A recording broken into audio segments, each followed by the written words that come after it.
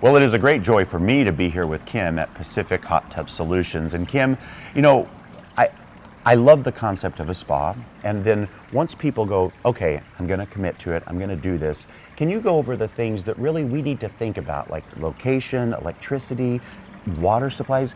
Tell me about that kind of stuff that we should think about. Sure, William.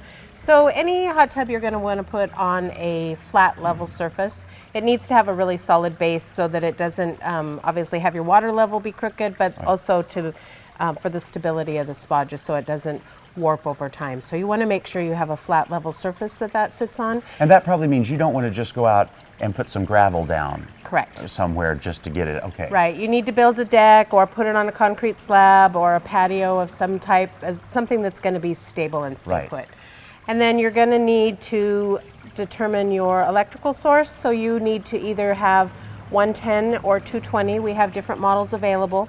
So a smaller tub, 2 to 3 person, less jets, smaller pump size, can just plug in a normal plug-in on the outside of your house, 20 amp circuit. Or if you want something bigger that's going to seat 5 to 6 people, have multiple pumps, lots of jets, then you're going to need to make sure you have 220 available. So Kim, as a gardener, where would I place this in my garden? What would I have to consider? Right. So you're going to want to place it someplace where it has easy access. So you do have a panel that you have to be able to get into to maintain it. So you wouldn't want to put it right up against a deck or a bed that you would not want somebody walking in. You would want to make sure that you do have access for that. But other than that, you can put it wherever you want. It's got hot tubs nowadays all have composite siding, not the wood, so it's going to sit out in your elements just fine. If you did have a big tree that dropped a lot of needles, you might want to consider not being right under that. Most of the time when you're not using it, it's going to be covered, so needles aren't going to get in there.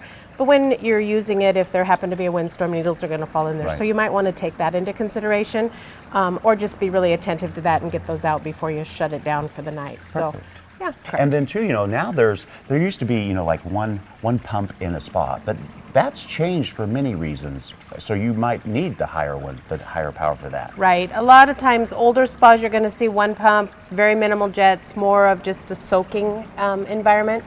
Nowadays, especially with tubs like this, you've got 80-some jets, you've got 4 pumps, you've got really good therapy. You can kind of customize your soak to what your specific needs are. So upper back, lower back, seated positions, lay down positions. So you're really then able to now with spas, they used to just be, they make you comfortable. This really is almost like a therapeutic system to specifically spot check areas that need attention. Exactly. Wonderful. Yeah, hot tubbing has kind of gone from the party, fun, luxury to really a necessity for many, many people. And we've learned over the years that hydrotherapy really is good for you on many levels. Well, and this is from Clearwater Spas, right? Correct. And they also really concentrate on the water and the way it is used, and whether you're using chemicals or stuff like that. Tell me about that quickly. So historically with hot tubs, you have to put in some type of sanitation, whether it's chlorine or bromine. There's been a lot of talk in the last 10 years about salt systems or bromine generators. Salt systems are extremely corrosive to hot tubs, and so they really shorten the life of your metal components, which is your pumps and your heaters, those things.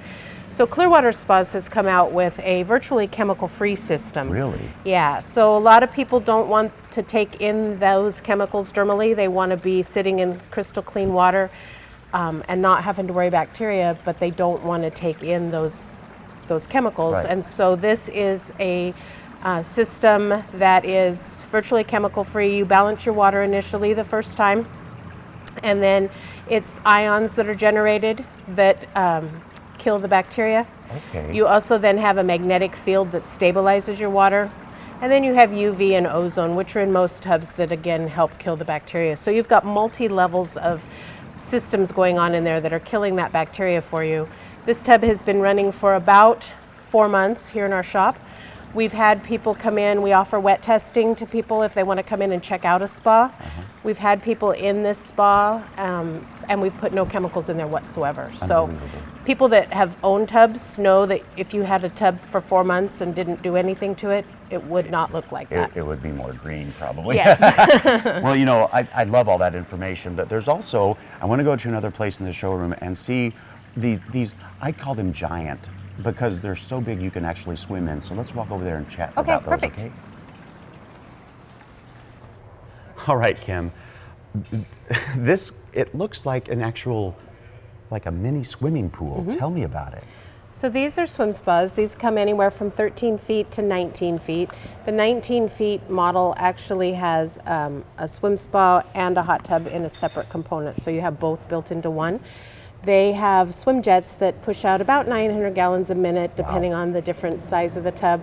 And some models are just low speed and high speed, kind of for the more basic swimmer, teach your kids to swim, that kind of thing. And then some actually have 6 different speeds that is for the Olympian swimmer. Right, so you can do your full workout. It'll start out on a low level, it'll go all the way up to high, and then it actually automatically will cool you back down. So it adjusts the speeds automatically. And it seems logical to me that there's many reasons, like if you don't want the cost and expense of a grand swimming pool, but you still love to swim, or even if you have a small space, these are the things that really could answer that question. Right. Yeah. And so many of your viewers probably already have well-established yards, Yeah. lots of landscaping, and they don't want to destroy that by digging a big hole in Right. there and putting in a swimming pool. So this, we can just crane over your side yard, over the house if we need to, put it in the backyard, and you've got a nice compact footprint, but still getting that that swim environment in your backyard. Well, you know, I can only speak as a gardener because that's what I do for a living, but I can tell you that